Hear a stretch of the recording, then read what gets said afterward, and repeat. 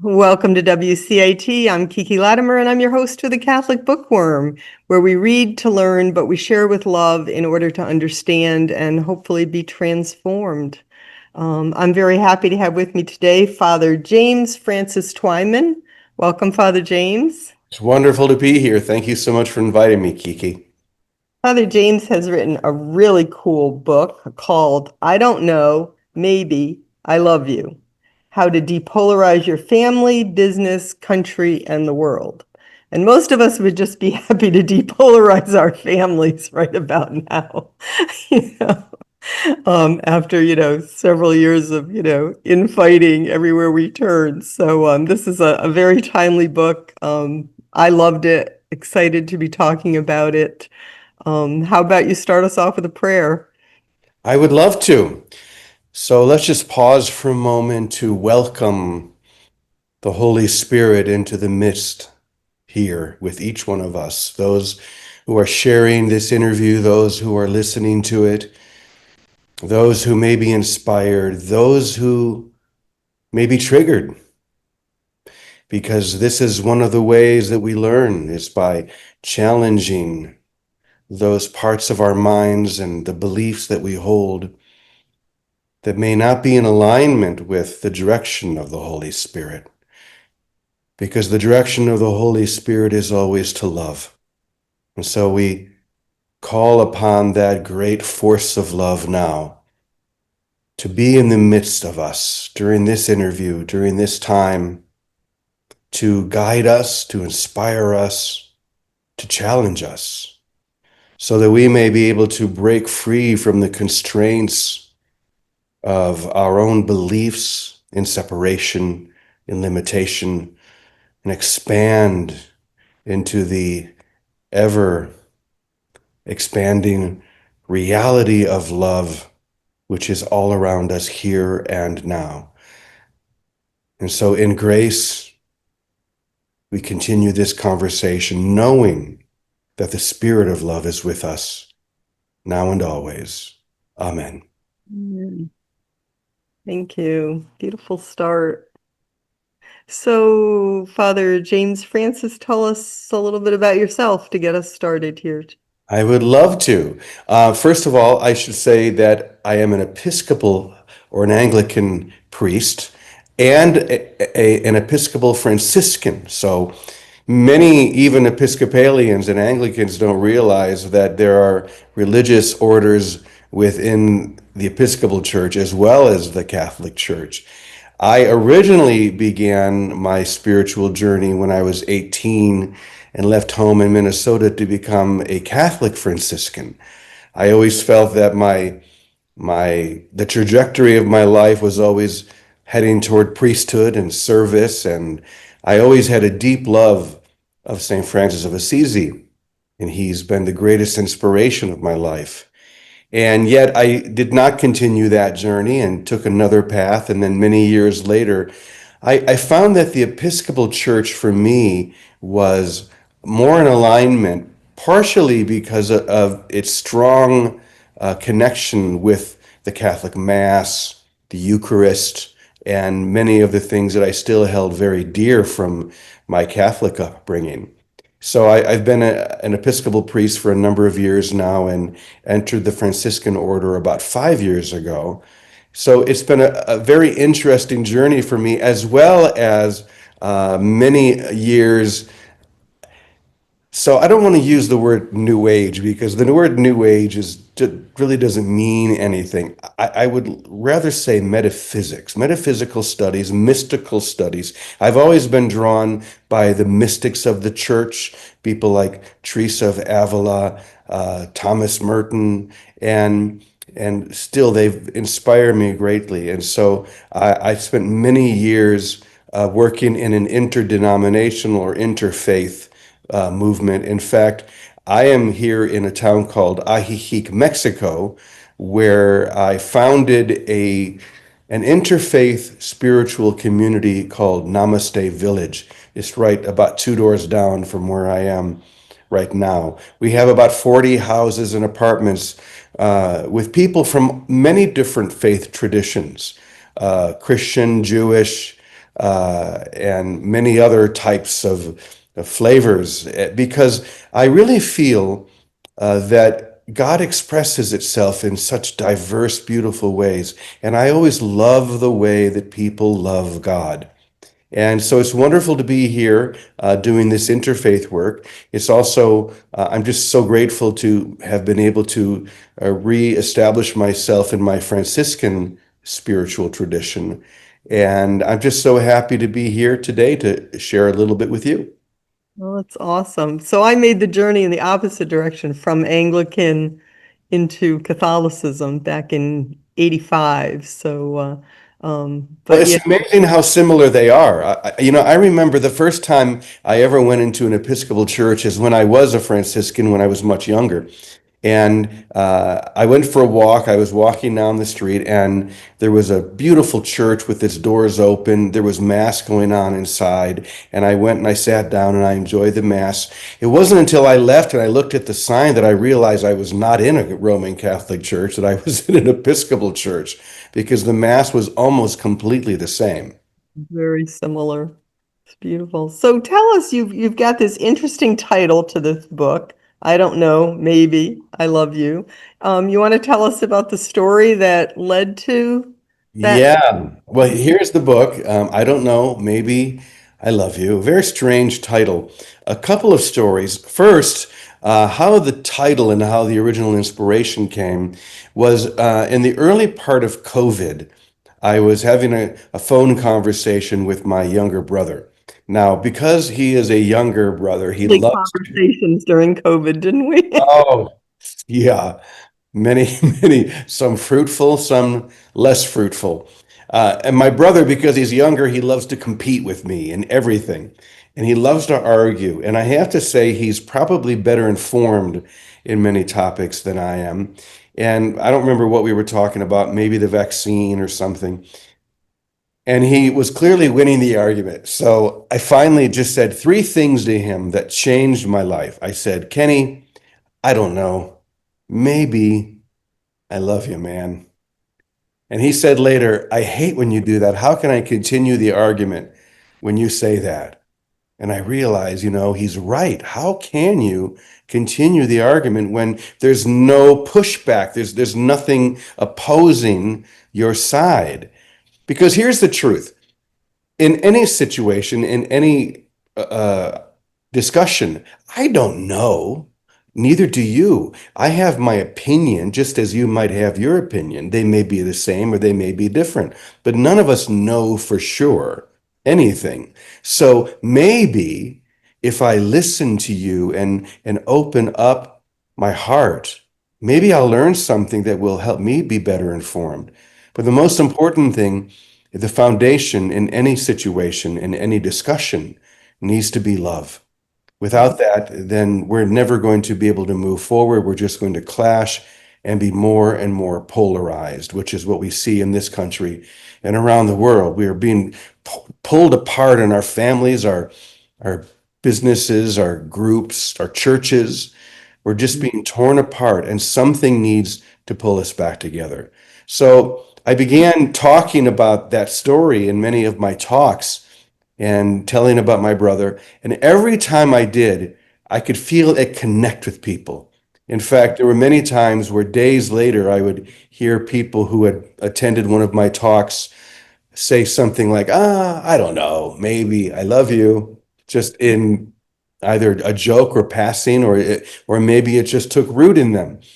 And I realized, this is catchy. This is, really catching hold. But I had no intention of writing about it because I had come to the point where I had, at that point, written 23 books. The book industry has changed so much over the years, and I thought, I just don't really feel called to write any more books.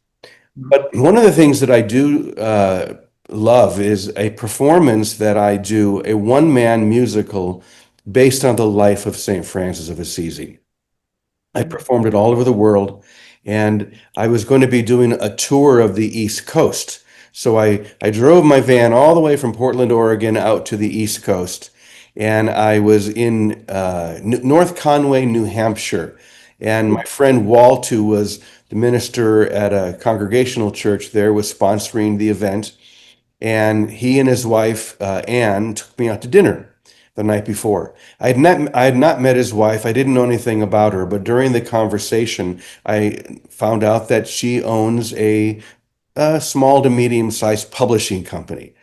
And we started talking about books, and I said to her, I'm never going to write another book, but if I did, this is the one I would write. And I told her the story about my brother, and I told her the idea behind, I don't know, maybe I love you. And she said, if you write that book, I will publish it.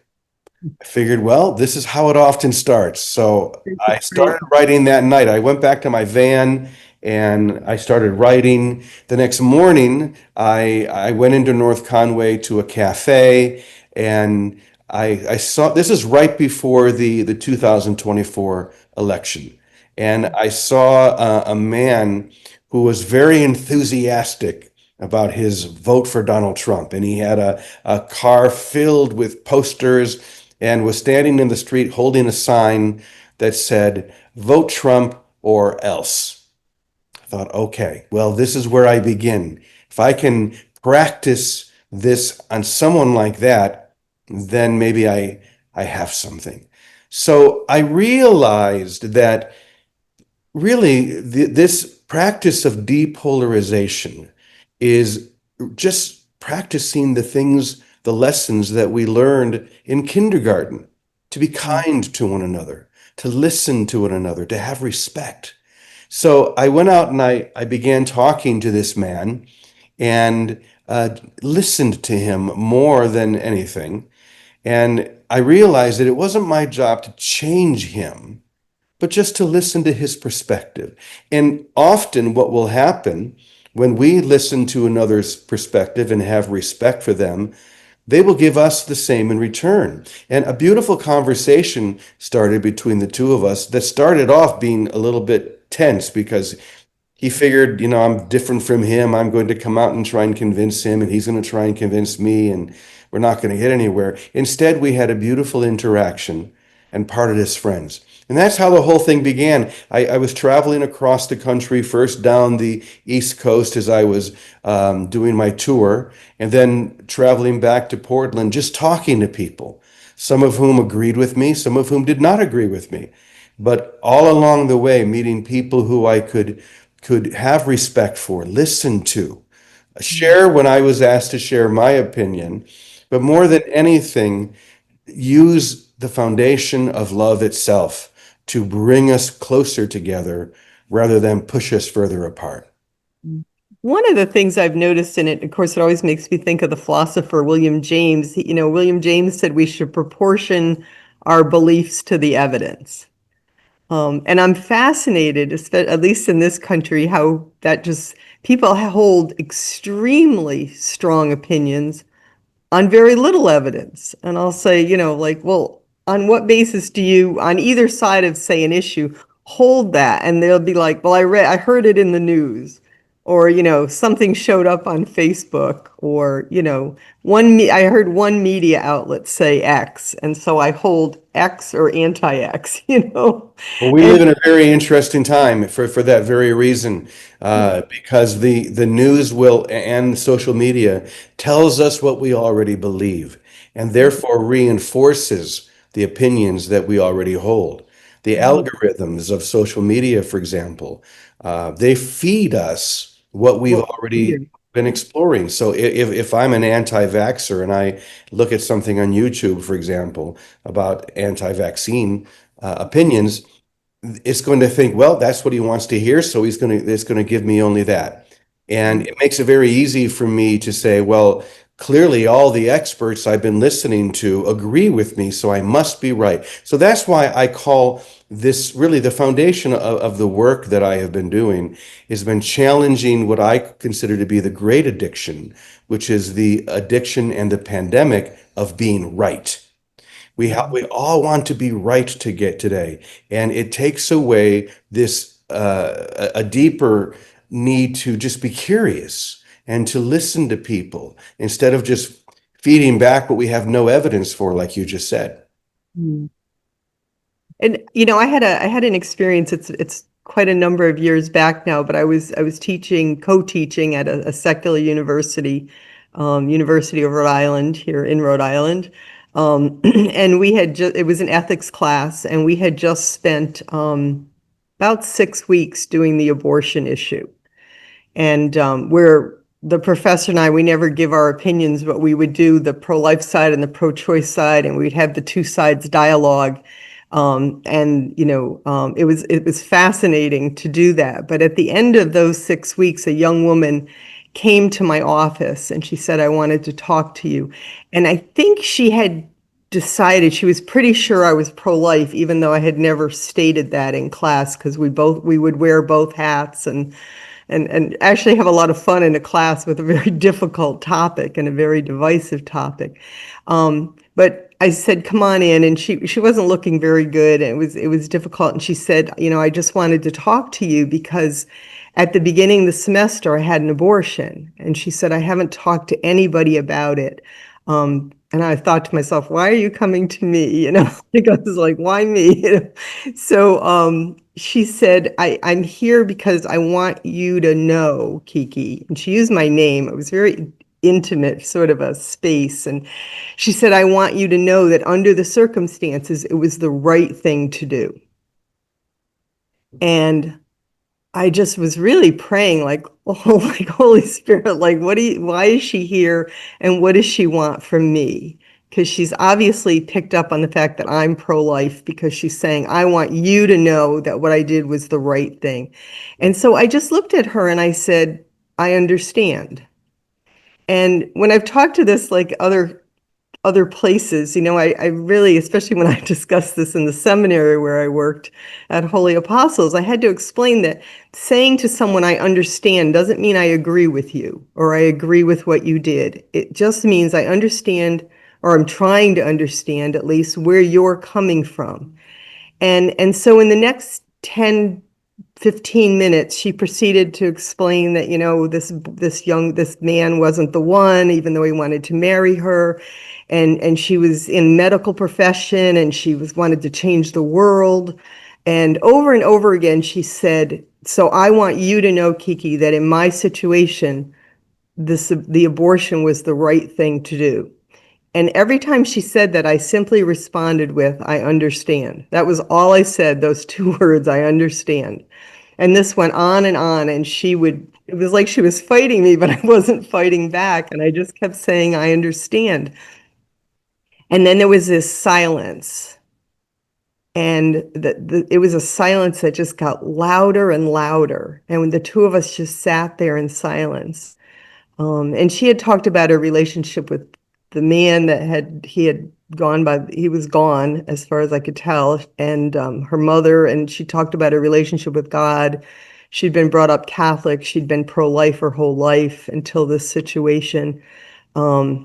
And so we sat in this silence after me saying, "I understand," like 7 or 8 times.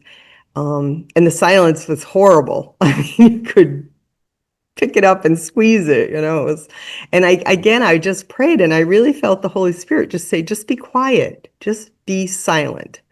And then finally she said, "I still talk to him every day." And I was like, the boyfriend or God? I didn't know which one she meant. And I sort of looked and said, like, "Who do you talk to every day?" And she said, "The baby." And I just was like, "Oh." And she said, "I knew from the very beginning it was a little boy." And I just nodded. And then I said, "What do you say to him?" And she said, "I tell him I'm his mommy. I tell him I love him. And I tell him I'm sorry." And this just poured out of her heart. Um, and I was able to help her get some help and point her back to her mom and her priest, and to get some sacramental help. Um, but I've often looked at that story, and it was just my simple, I didn't argue with her. I didn't try to fight with her. I didn't try to make her pro-life. I didn't try to make her agree with my beliefs. I simply listened Mm. where she was coming from, and again, to say to somebody, I understand, doesn't mean I agree with what you say or do. It just means I understand where you're coming from. I think that's a beautiful example of everything we're talking about here. What I call being a depolarizing agent, which is having the ability to be curious, to listen, to watch how I respond so that I'm not trying to change the person, but simply to love them. And obviously, these are very complex issues. Take the abortion situation. Uh, there are people very Very passionate painful. about. Usually these issues that we fight over, like vaccines and whatever, they're painful issues to people. Yeah, they're very painful because we really, really believe that we're right. And like you, I mean, I was raised Catholic and I have been and am very pro-life, very in my own life, very anti-abortion. But people are confused because I'm also pro-choice. I don't think there's an issue with doing both. My personal opinion is this, but I respect other people's opinions. So, like with this young woman that you were talking about, she made a very hard choice. And I'm not going to attack her for her choice because that was her choice. My choice, luckily, I've never been in that situation as a man. But if I had been, I would encourage the birth of the child because that is my own personal belief. But once again, this pandemic of being right Mm. is, I think, the core of all of the polarization that we encounter today. As if there's something wrong or something missing if I'm not right, or if I even entertain the possibility that I might be right, or that there might be another possibility. There are many possibilities in every issue. And my willingness to listen to you, to be curious, like you were with her, to be curious about where she was, and just to say, I understand. Like you said, it doesn't mean that you agreed with her, and that's okay. You don't have to agree with her.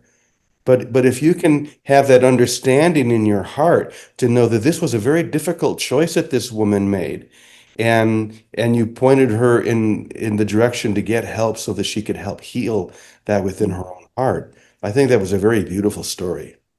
My philosophy professor and I, we were having an argument of some philosophical point, which neither one of us can remember what it was. I wish I could. But we were having this argument in our office, back and forth, back and forth. And he's like, Kiki, you're just really not seeing my point. And I finally at one point said, well, I'm sorry, I'm trying, but I have to go to the library. So I got up, and so he got up and put his coat on, and now he's walking with me to the library because he was just like, I've got to get you to see it. So, and we have a wonderful friendship for 50 years now. We still do. For the longest time, this like that story there is a good example. The longest time we could play that game and interact and disagree and have discussions from both perspectives and sides and still get up and walk to the library together or finish our meals at the family table and be in harmony. Somehow that has changed over the last number of years where disagreeing about something can mean the dissolution of a friendship or forcing away a family member. And I think more than anything, this is what needs to change. We need to be able to respect one another, even if we don't agree with each other. And it always starts with the first part of this book. I don't know. I have my opinion, but I don't know for sure anything. It's Well, the just funny thing was when we got to the library, because he had continued giving me different ways to see something, all of a sudden when we got to the library, we were outside, I suddenly understood because I was open to listening to him. I wasn't, I was open to listening. But when we got to the library, he suddenly said something that made complete sense to me, like it clicked. And I just remember I turned and I went, oh, I agree with you. And he was like, what? And I said, I agree with you. I get it now. And he said, he thought I was joking because I had to get into the library. I said, no, you just said something that made sense. And I get what you've been arguing about for the last, but I was open to that. And he was absolutely shocked exactly. that on a dime, I switched my position and agreed with him. Which you wouldn't have been able to do if you had your walls of rightness up. I am right about this, and I'm not even going to listen to you. So you were practicing, I don't know, maybe I love you. You Well, didn't the thing realize. was, I knew I was loved. This was a good friend. I knew I was loved. I knew I loved him. We had this wonderful friendship all these years. He's 92 now, and I still visit him and his wife weekly. Um, so we began with that love. So it's like this person's not trying to hurt me. They're not trying to, and they're not trying to be right just because they want to be right. They're trying to, this is someone who would really seek truth, and knew that I would seek truth. So I knew they were coming at me from that perspective. Yeah. Love You know, you. there's a story in the book that's very similar to that.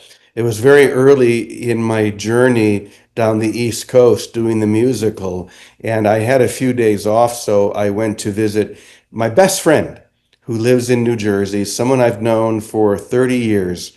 And anyone who knows my friend Vicky would say that Vicky is the most loving, deeply spiritual person any of us know. And I went to visit her, and in the course of being with her for those first few days, discovered to my great surprise that she And was a very avid Donald Trump supporter.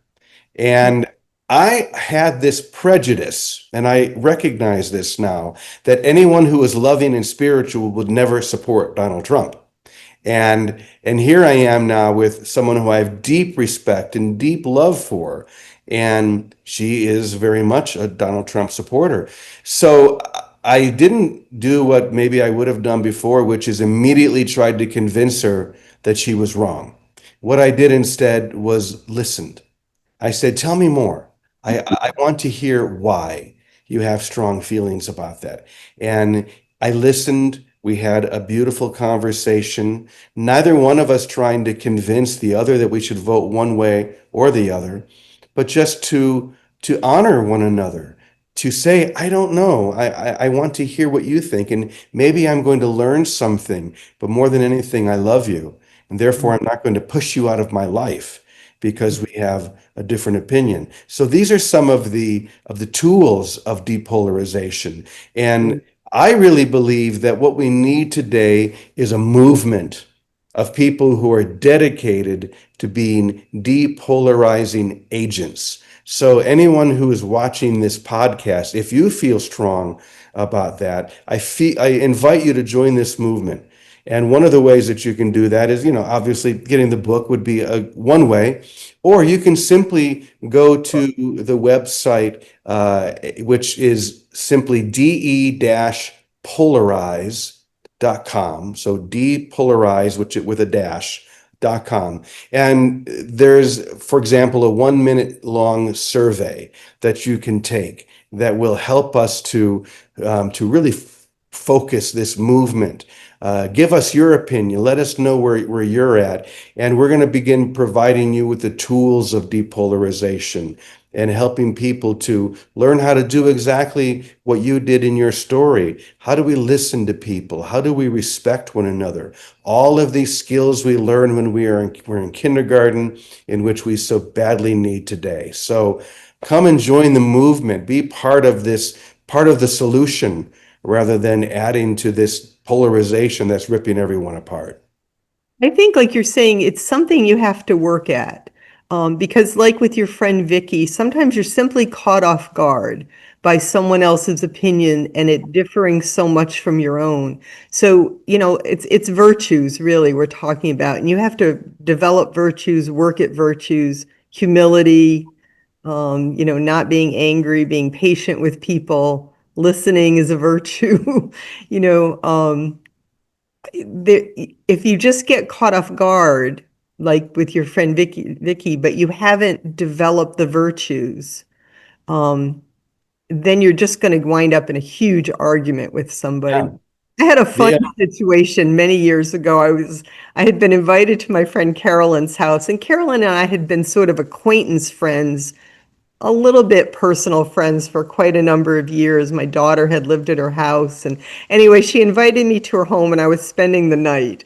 And I hadn't been in the house more than 5 minutes, and I was in her kitchen getting a cup of tea, and she had stepped into the living room.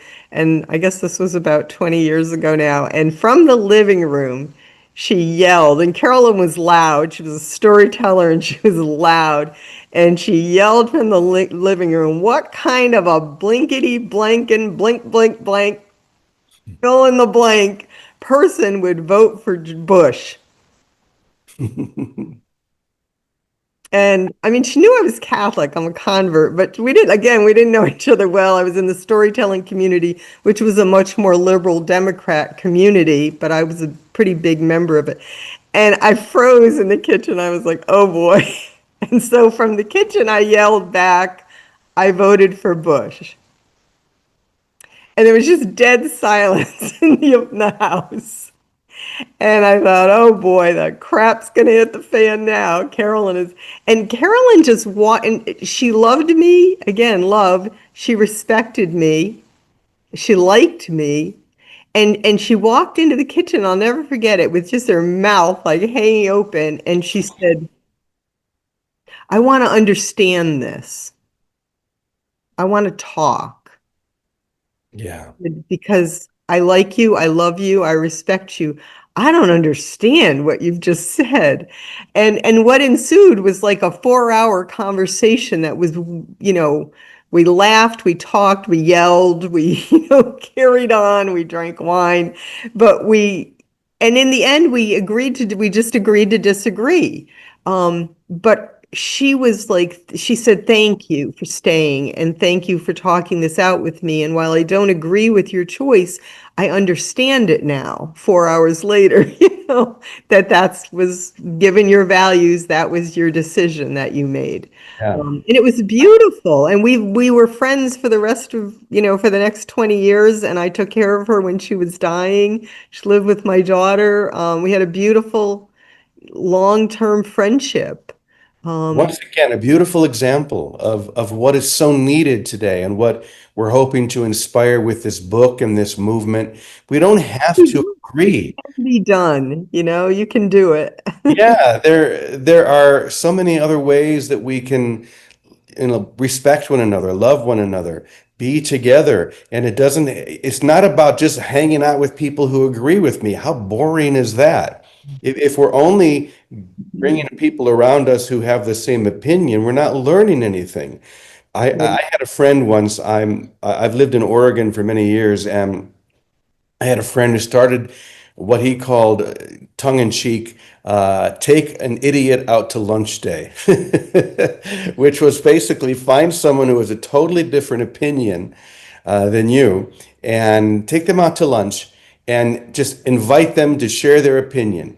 And don't share anything that you believe unless they ask, but just listen to their perspective and see what you learn, see what happens in that interaction. And I thought that was a beautiful idea. And I think it is the thing that is missing most today, the willingness just to listen to each other and to address this pandemic of being right. Why do we have such insistence today on being right about everything? I find often with the times that I think I'm most sure about something, I'm wrong. I was wrong about a person, about a situation. So we're all going to be right and we're all going to be wrong at different times. So to hold firm to our rightness to the expense of losing friends and family and acquaintances is taking us all in the wrong direction. If we are going to move in the right direction as a family, as a world, we need to realize that we have a lot more in common than we have different. Let me give you an example of that. So I've spent many years during the last 25 years, 30 years, traveling to countries at war, countries at conflict, to share a concert made up of the peace prayers from the different traditions of the world. So what happened was back in 1986 in Assisi, Italy, my favorite town, Pope John Paul II called, for the first time ever, a meeting of the leaders of the 12 major religions of the world. They all came to Assisi because Francis was the first interreligious peacemaker. And so John Paul was honoring that. So the Dalai Lama was there for the Buddhist tradition and all the different leaders. And they didn't come to argue or to discuss, they came to pray. So each one prayed the peace prayer from their tradition. And a few years later, a friend of mine gave me a sheet of paper that had those prayers. And I had a miraculous experience as I read them. I began just to hear music as if it was coming from the next room, and picked up the guitar and began to play along. And within 1 hour, I put all 12 prayers to music. And this was back in 1994. And I just wanted to be like a penniless troubadour sharing these prayers. So I started getting invited to countries like the first was during the war in Croatia and Bosnia and Serbia. I was invited there to come and share the prayers in different places like refugee camps and many other places. That became the subject of my first book, Emissary of Light. And when that book was coming out, it ended up getting a major publisher. I was in the UK doing a book tour, and I was scheduled to be on a very big, very well-known radio program. And the radio host, I still remember his name, was James Whale. And I was told that he's really mean and pushy, and he always tries to get his interviewers, the people he's interviewing, angry. In fact, as I'm waiting in the waiting room, the two people he had it on before me had stormed out of the studio very angry. I thought, oh great, here we go. Well, I was in the radio interview room, and he looks at me and says, okay, Mr. Peace Troubadour, where does this stuff become real, or is it just a bunch of airy-fairy new age nonsense? And I said to him, I don't know, but what I really wish, because this was at a time when the U.S. and Iraq was ready to enter into another terrible conflict. Bill Clinton was the president at that time. So I just said, first thing that came to my mind, which is what I'd like to do is to go to Iraq and to sing the Muslim peace prayer to Saddam Hussein. Maybe if we just pray together, something will happen. Well, what I didn't realize was that the Iraqi ambassador to Great Britain was listening to that program. Next day, I received a phone call asking if I was serious, and if I was, he had been given permission by the president himself for me to be able to come and do the concert.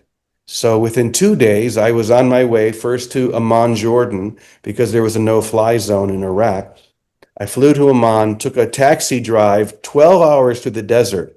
In fact, I'll tell you, since you brought up Bush, my first steps onto Iraqi soil was when I was getting out of that cab. They were putting me up at a beautiful hotel called the El Rashid Hotel. And as I'm stepping out of the cab and walking through the door of this hotel, I look on the ground and I see a beautiful mosaic. And at the very center of this mosaic is the image of a man's face with kind of a snarl on his face. And I stopped because I kind of recognized the face, and I looked down right beneath it. And in English, the mosaic said, "Bush is a criminal." This was literally my first steps, my welcome mat into Baghdad. But what I found while I was there doing the concert, sharing with people, I found people who were very much like you and I, people who were longing for peace, who wanted their families to be at peace and wanted really the same things that all of us want. In fact, after this concert, the organizers had put together a party and invited me to come to this party where pretty much all we did was sit around singing Simon and Garfunkel songs.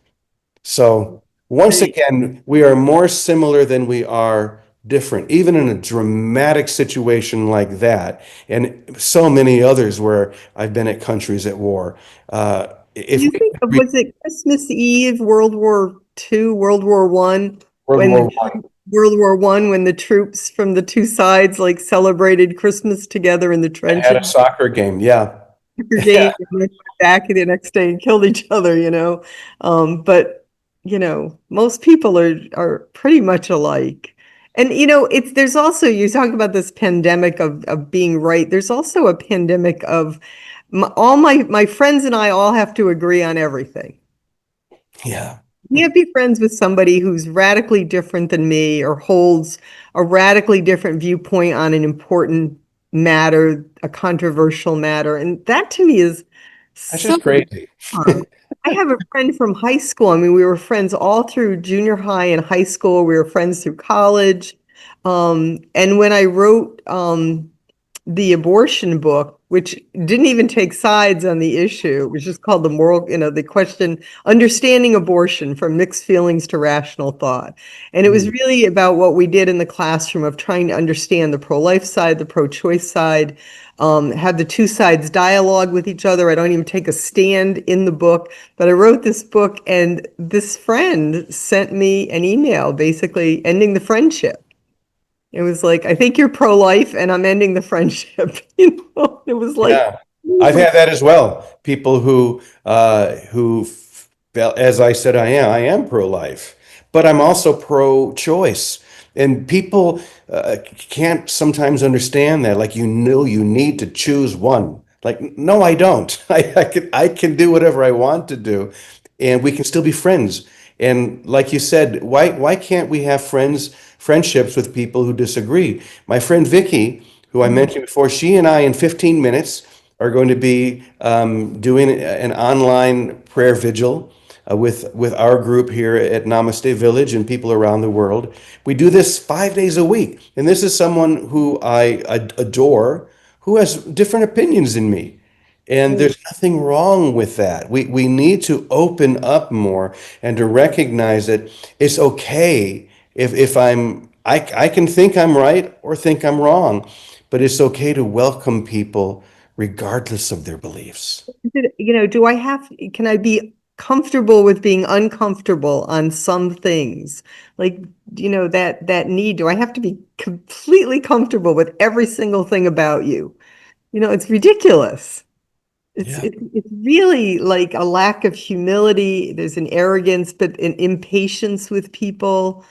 Um, Well, it also just leads to all sorts of problems and issues. If I'm always around people who agree with me, it's very insular. It's a closed circle.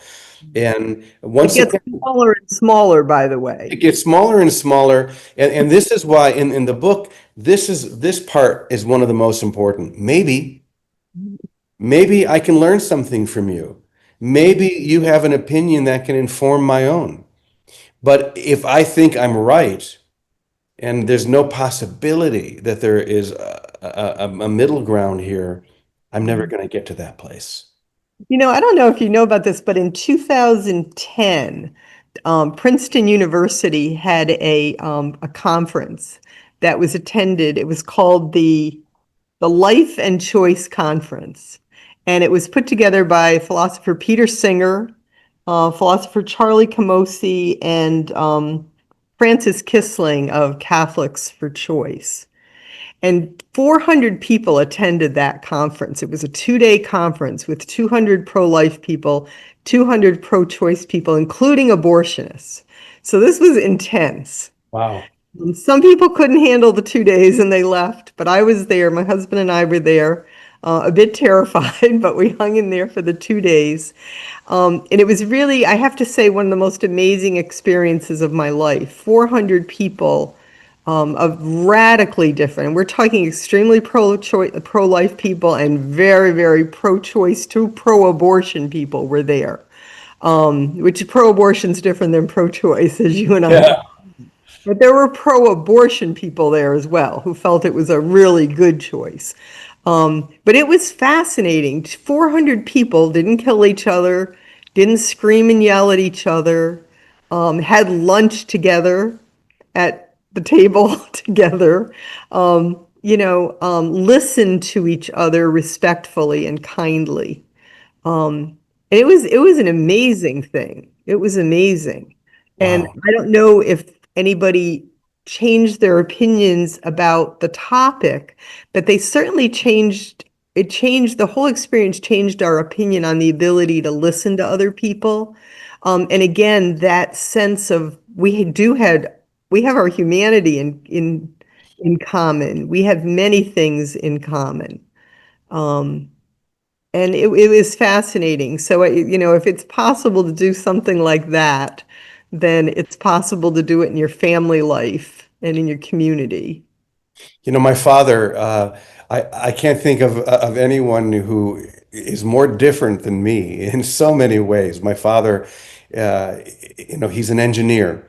So the fact, well, I'll tell you one funny thing. When I was a kid, my dad asked me what I wanted to be when I grew up. I said, well, I want to be a lot of things. I want to be a priest. I want to be a musician. I want to be an actor. I want to be a magician. I want to write books. And I gave him this big list of things.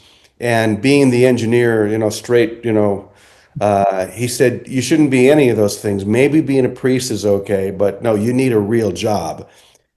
I think I internalized that because I've been, successful professionally at everything including I have been a professional magician in my life. And there's just something about the energy that can inspire us when someone disagrees with us. But at the same time, it doesn't mean that I kick my father out of my heart. I love my father. We don't necessarily agree on very many things, and he often wants to get in and get into it with me. And when I was driving from Portland out to the East Coast to do that tour, I stopped in Minnesota to visit my father, and he, once again, this is right before the election, and he was desperate to argue with me about, because he was very much a Trump supporter and I was very much a Kamala Harris supporter. And I said, I'm not going to do it.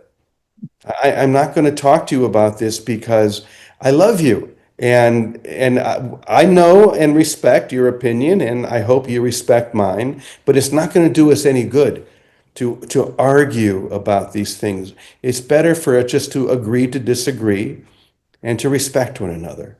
And we need more of that in this country and in the world. Right, absolutely. Yeah, your book has wonderful, really practical things that people can begin to do to Yeah, I slowly, hope so. really are changing a mindset of, again, of being right, of being impatient with people. And that whole thing, like we're saying, of having to have everything in common with another person. Yeah. I remember at one point when I was driving back to Portland. I think I was in Nebraska, and because I have my camper van, I was able to drive long distances, just pull over when I was tired, and go to sleep.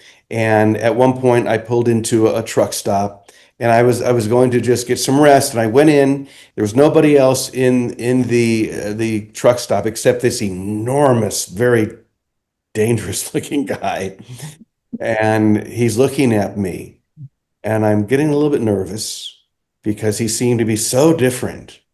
And finally, he looks at me and says, "Are you James Twyman? How in the world does this man in this truck stop in the middle of Nebraska know who I am?" He said, "Well, my wife likes you, and she listens to you sometimes, and she's read some of your books." And we sat down and we had one of the most wonderful conversations that I write about in the whole book. And this man who, at first appearance, seemed like he was going to be very different from me, in this discussion, sitting down, just talking for a little while, we realized we had so much in common. And he was Stan the man is what I call him in the book. And there were so many stories like that in the book where I meet people who either do or don't agree with me, and yet there is a shared humanity that we can experience if we just say, hey, I don't know, maybe there's something I can learn from you, but at the foundation of it all is compassion and love. If we can make that the priority, everything changes. One of the things in your book that it was interesting when you talked with that first guy in Conway, New Hampshire, and he left, you were aware of the fact that you hadn't asked him his name, that you had gone away and you didn't know each other's names. And I Mhm. remember as I was reading it in the book, as he walked away, before you talked about it, I said, he didn't get his name. And then you became aware of it. And I was like, oh, there it is. And you start to emphasize the importance of getting a person's name.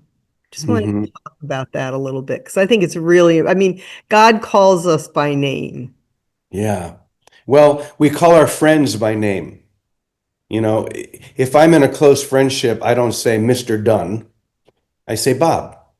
His name is Bob Dunn, or whatever it might be. And I think it's important for us to find ways that we can increase the intimacy of a connection. And one of the ways is to say, "Hey, what's your name, man?" And say, "Okay, Bob, I'm James. Nice to meet you." Uh, Immediately, there's a connection. But if I'm in disagreement with someone, I may hold back and I may not want to know their name because that intimacy might scare me a little bit because I know this is someone who doesn't agree with me or someone who's different than me. Great. I say lean into that. Don't lean away from it. Find out more. Be curious. Being curious is one of the best depolarizing tools we have. Hey, man, tell me more about your belief in that. I want to hear. I may or may not agree with you, and you may or may not agree with me, Bob, but I want to hear because I respect your opinion. Wow. I mean, and that's what happened with that man there in North Conway. He was, I mean, half the people who were passing him on that busy street would honk in support, and the other one would wave a finger. The other group would. So he had already had a lot of that, and he just thought I was going to be one of those who was going to come and try and convince him that he was wrong. I wasn't there to convince him he was wrong, and I recognized later that I didn't ask him his name. That probably would have been a good idea, a good beginning to bring us closer together. Can you share a moment, I don't remember specifically in the book, but where you've really disagreed with someone and they've changed your mind, where you've gone, oh, I'm seeing something that you didn't see before, had it sort of an aha moment of cool, Hmm. interesting. You know, the only one that is coming to my mind, and it's not fully an example, but my friend Vicky, who I mentioned before. Uh, Here's a woman who is so loving, a deeply, deeply spiritual person who had a very different political uh, concept and support than I. And because I was willing to listen to her, it didn't change my opinion, but it widened the scope of my willingness to consider other options, to consider that maybe Donald Trump is not quite the caricature that I had considered him to be.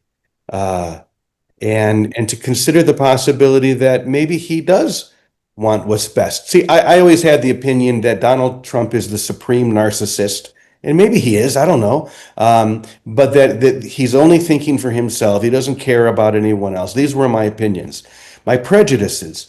And in talking to Vicky, I was able to relax more into, well, maybe I'm not right about that. Maybe he does love the country. He may have a different way.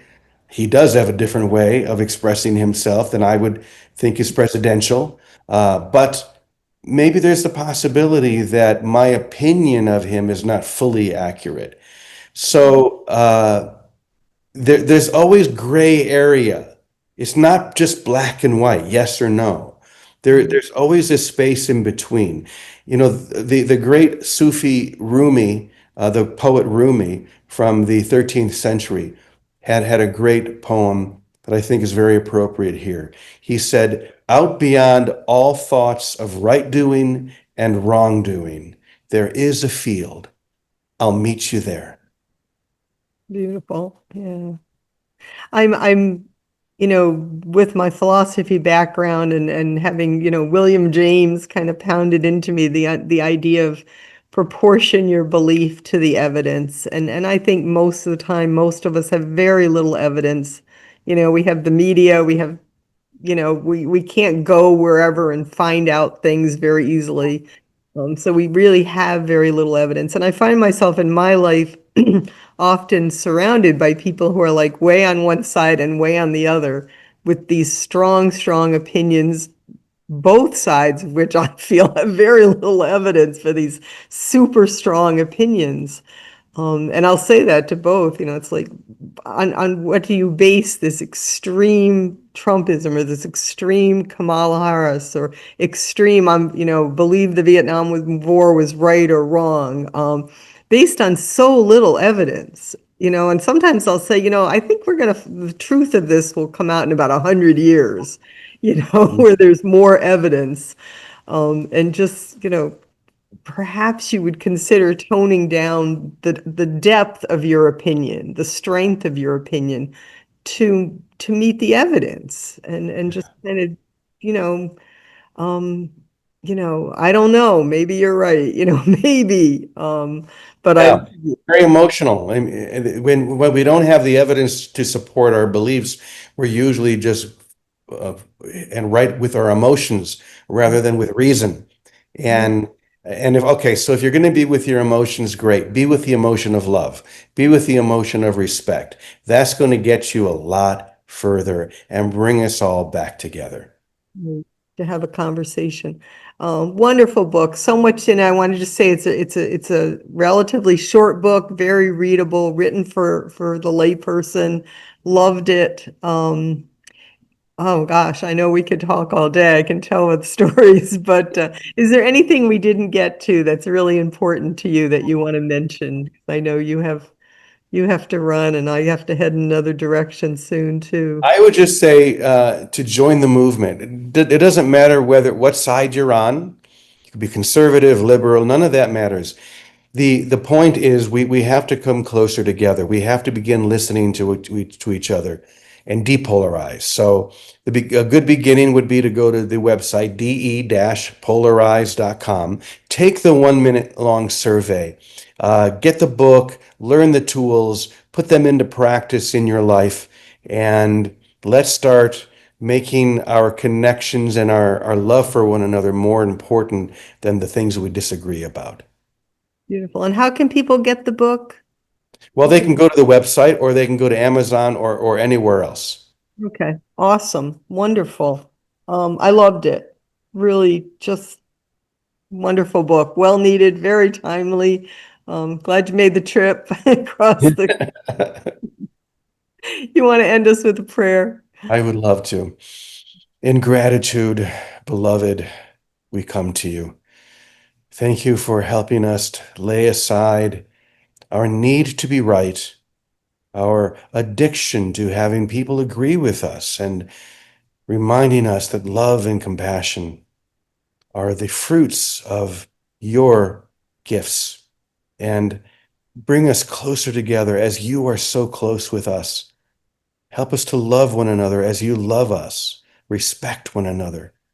And so we ask the Holy Spirit to enter into all of these relationships and to guide us in the direction of love, away from the conflict that has pulled us so far apart, back into the heart of love itself. And to this we say, Amen. Thank you. Thank you. Thank you so much. This has been a wonderful interview. It's great. Stay in touch. Are you writing anything else? Yeah, I'm working on a book called The De-Polar. I'm no, the, what is it? You've got me so focused on this book. I can't remember. Oh, yeah, The Annihilated Self. It's going to be a very interesting book. Sounds fascinating. Stay in touch. Okay, thank you so much. Many blessings. God bless. Very good. Thank you so much, Kiki. I'm sorry I have to run so fast, but I need to get next I have door. to run too, You have a but beautiful day, all right? thank you.